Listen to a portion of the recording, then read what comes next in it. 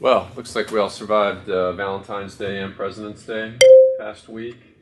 I sort of feel like that Pink Floyd song is still playing in my head. All in all, it's another brick in the wall. So, with that, I know Matt was on the scene at the Pentagon today, and the press corps got briefed on what's up with the wall funding. Can you bring us up to speed on that? Yeah, speaking of walls, reporters heard just now from two senior officials who are actually on their way over to the Hill now to give a briefing on where things stand. So basically, the national emergency has been declared. White House kind of laid out separate pools of money that they want to pull from for the wall construction. So that was one of the big focuses now, is where this money is actually going to be pulled from. Right. A lot of lawmaker concern about military construction funding, which is basically the only pool that required a national emergency to be declared. Right. But there's some important pieces in there: military housing, basing for F-35s. We kind of got a little bit of clarification there. Military housing is off the table. No funds are going to be pulled from there. And they say that anything marked a high priority is going to be safe.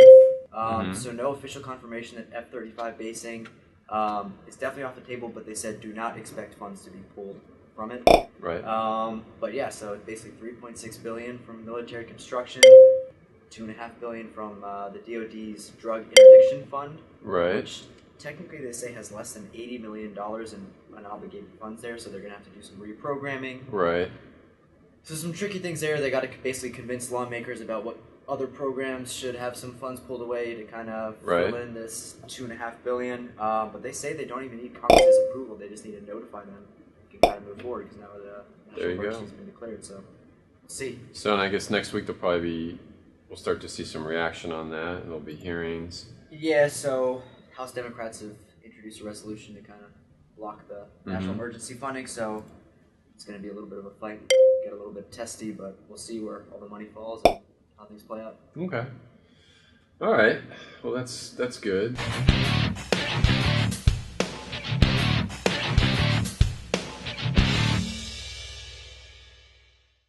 What's new in your world, Dan? We just wrapped up the annual Nuclear Deterrence Summit. That was a strong show. One of the big things that came out of that was you had a senior Department of Defense official starting to manage expectations for development of that sea-launched cruise missile. Right. And when I say managing expectations, I mean managing them just way to the right. Talking about a decade's worth of production that might not start until a decade after an air-launched cruise missile gets out of the pipeline. So now we're talking about a late 2020 time frame. Okay. And then, so it was a great conference, a lot of good speakers, and next year will be even better than ever, right? Fingers crossed. Yeah.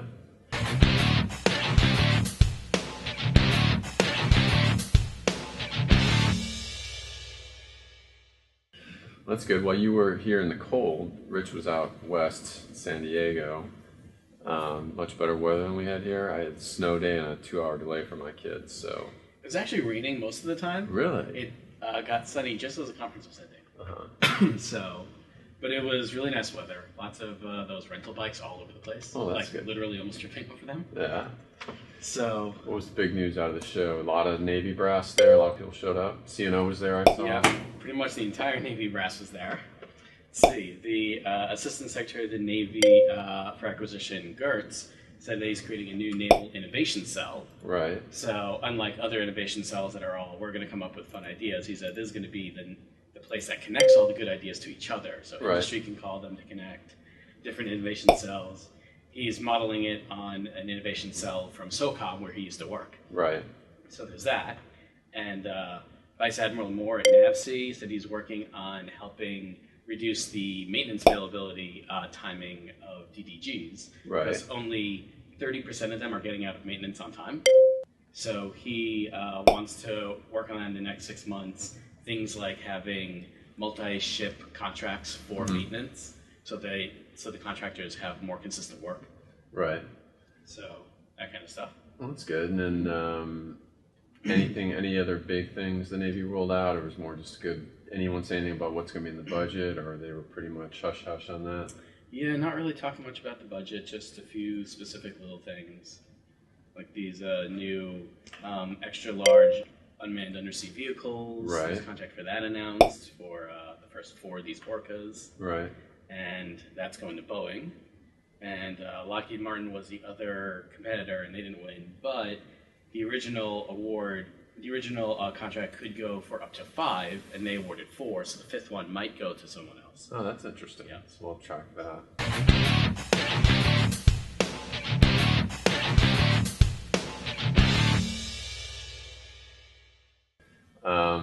Let's switch to helicopters. What was up in Rotor this week? I know you closed out your first issue on the team. Yeah, last week was a lot of print magazine stuff. We closed out the January-February issue and the special show day issue that goes over to Atlanta for Heli Expo. And when's Heli Expo's next week or in a couple weeks? It's March 4th through 6th, 4th through 7th, something like that. Okay. Should be some interesting stuff coming out of that. And a bunch of companies are working on hybrid electric generators and engines and that sort of stuff, and some unmanned interesting stuff, in the realm of like unmanned urban mobility and Uber and all those companies working on that stuff. Dan's back from Europe, but I think he caught, what did he say? I think he had some bad sushi on the plane or something. So he's never eat the sushi on the plane, man. Not a good choice. What did he report? I saw he had some stuff. What were the big news items he got from his trip with Airbus? Yeah, he got to hang out with Airbus for a little while in Germany, and I think they showed him around. I think he got to fly in. They've been working on a new version of the H-145, which is kind of like their light attack helicopter, right? Like the Apache, that has a 5-bladed rotor system. And they say it's lighter and fewer parts, easier to maintain, all that sort of stuff. And, can carry more payload and whatnot. So I think it'll be an attractive option. I think they're going to try to get it certified by 2020, I think, for the military market. And then so the big effort is HAI. That'll be the big thing. Any big things they're going to roll out for that, or was it just any big announcements you guys are anticipating? Or don't know if there's anything in particular that comes to mind. No, nothing else. All right.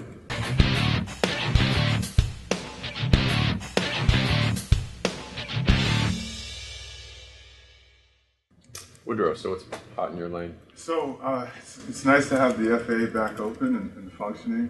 One of the things that I've been tracking with them is just the ADS-B 2020 mandate, right, which by Jan 1, 2020, pretty much all aircraft flying in controlled airspace are required to be equipped with ADS-B automatic dependent surveillance broadcast out. One of the big sort of security risks for U.S. military aircraft that do have to fly in controlled airspace is equipping with that technology. It's not the technology itself, it's the fact that thousands of people have ground stations and even apps on their phone that can track those aircraft. Mm-hmm. So, military aircraft that don't necessarily want to be tracked by everyone. Like Air Force One, I presume. Yeah. Right. The FAA sent out a request for a proposal to industry last year about just coming up with an overall resolution to this problem. At this point, that still remains open. There's no resolution at this point. So that's something that I'm continuing to track. If you're out there and watching and have anything to say about it, please let me know. Yeah. All right. That's good. Does anyone else have anything? I know next week we should have some hearings. I know Vivian will be out at AFA in Orlando. So there should be some interesting Space Force news. Stay tuned for Space Force updates next time we meet. But other than that, I think we will see you guys again in March.